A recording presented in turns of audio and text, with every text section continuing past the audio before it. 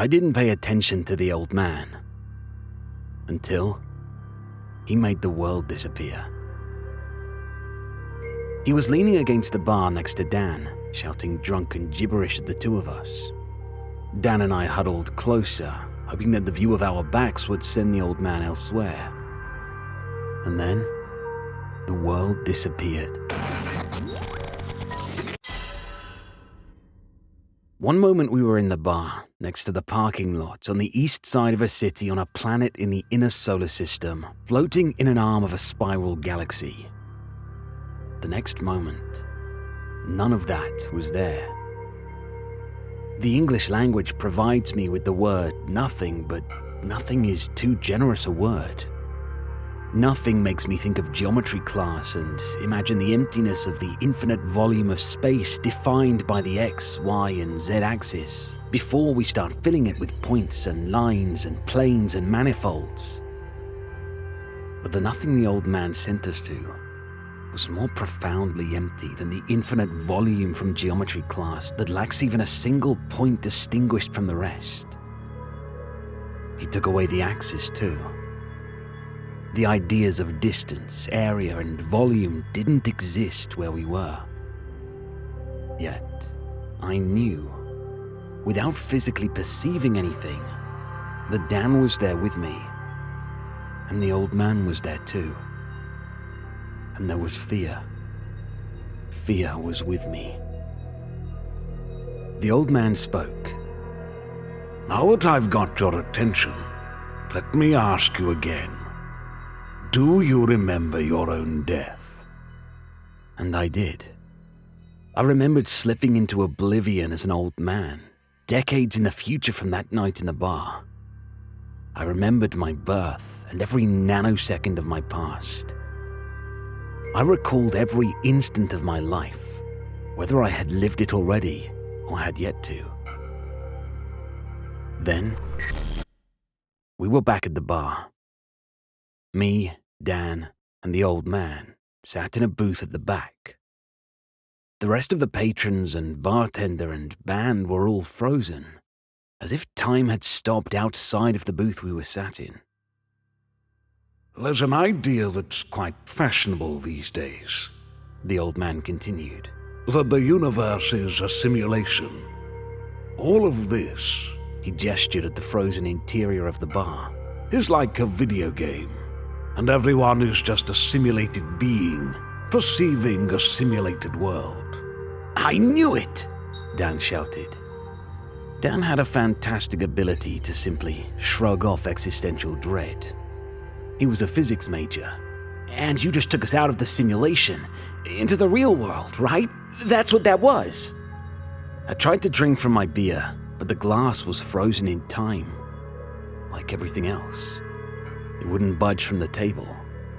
The old man gestured at my glass, releasing it into our protected temporal bubble, and I took a sip. I didn't share Dan's excitement at the proof that I was a non-player character in somebody else's game. At least another sip of beer quelled my shaking from the shock of being briefly thrust outside of reality. Your little universe is just a simulation, run on something akin to a computer. The old man took a sip from his glass. A computer that exists in a universe with many more spatial dimensions than yours, but that is still otherwise largely the same. Time, logic, cause and effect. Your simulator exists in a universe where these familiar concepts still exist. He leaned forward, grinning like my uncle used to do before he pretended to pull a coin out of my ear. Here's the thing, though. The universe that contains the simulation you call home is also a simulation. It's just a neat little experiment concocted by entities for whom time flows in thousands of directions at once. I knew it! Dan shouted again.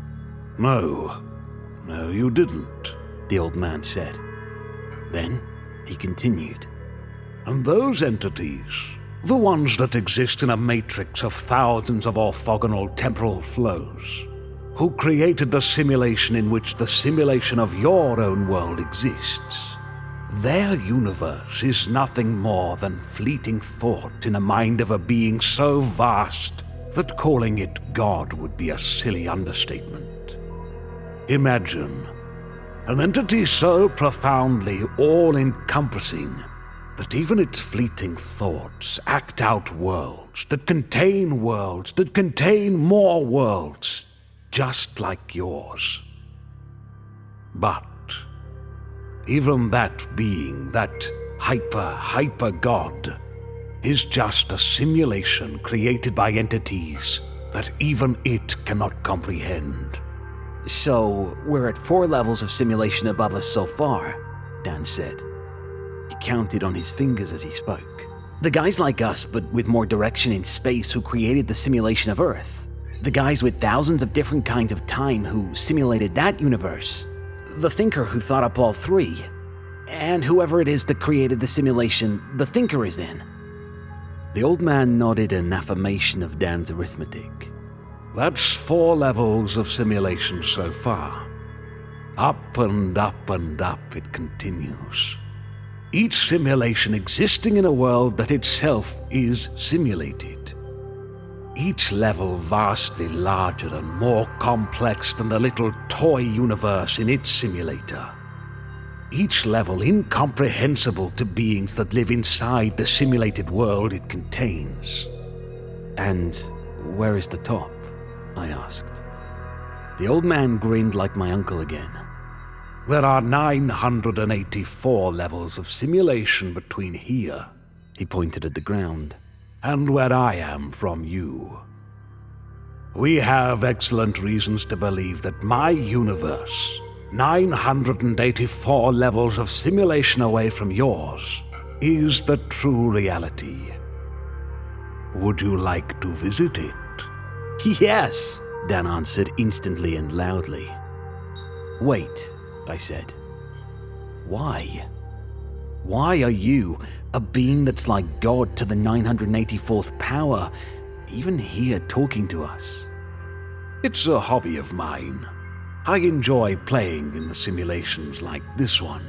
Simulations that are so simple, they cannot themselves host a simulation of any real complexity. Imagine if you could go hang out with a bunch of viruses and see what they chat about. It's amusing. Of course, the difference between me and you is far greater than the difference between you and a virus. Let's go, Dan shouted. I've got to experience this. No way, I said. The sheer terror of nothingness still lingered. I was afraid that the somethingness of the true hyper-mega-transcendent multiverse would be even more frightening. Very well, the old man said. He turned to Dan. I must warn you, you may find it difficult to be back home at the bottom once you've gone where I shall take you. Fine, Dan replied. Dan and the old man flickered, as if they vanished and returned in the same instant. The old man sipped his drink. Dan stared into space with vacant eyes. Dan, I asked, did you do it? What was it like? Dan continued to stare straight ahead. His lips moved a little, as if words were slowly forming in his mind, but no sound ever came out. Just a look of endless grasping for the right words. What's wrong with him? I took him all the way up, level by level. We exited this universe. I gave him a body to occupy, and watched him flail around until he got used to moving about in the 17 dimensions of the universe that hosts your simulator. He saw it, by the way, the device that is simulating you right now. Then we exited that universe, and I placed his mind into a vessel capable of understanding how thousands of time streams can co-inhabit the same existence. At this point, only 2 levels up from here, I had transformed your friend into a different kind of being. I had to transform him to give him the capability to understand where he was. His original human mind simply couldn't grasp it. Dan's eyes darted about for a moment, then returned to focus on a point in front of him. His lips still moved soundlessly. We exited that universe, and I upgraded him again so he could meet the entity whose dreams are so vast that they themselves are multiverses of their own. We exchanged thoughts with it that were so complex, you couldn't even arrange all the matter in your little universe into a configuration that would begin to express them. We exited that simulation and experienced the quintillion-part harmony that produced the entity with the multiverse dreams. And up and out again.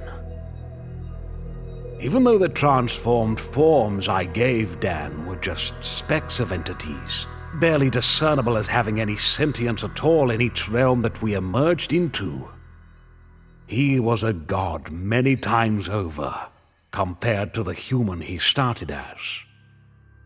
Needless to say, I did what I promised. Your friend reached the 984th level, the true existence.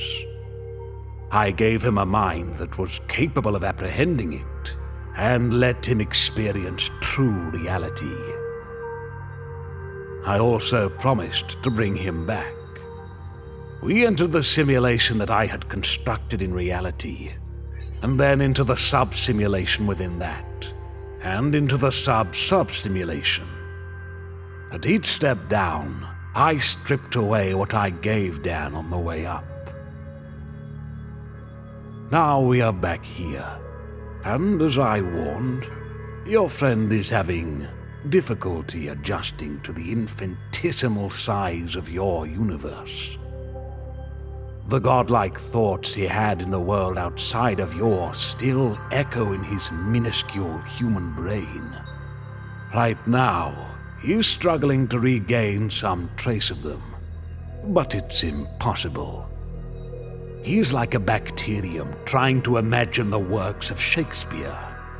The ideas are too vast for a human mind, too vast for any mind that could possibly exist here. The old man waved his hand, and a blast of noise hit me. The band and the hubbub of the bar now restarted. He finished his drink and stood. Goodbye, little virus. "Wait!" I shouted. "What about Dan?" The old man shrugged and vanished. Dan's vacant eyes randomly scanned the wall in front of him. His lips twitched, but no words emerged.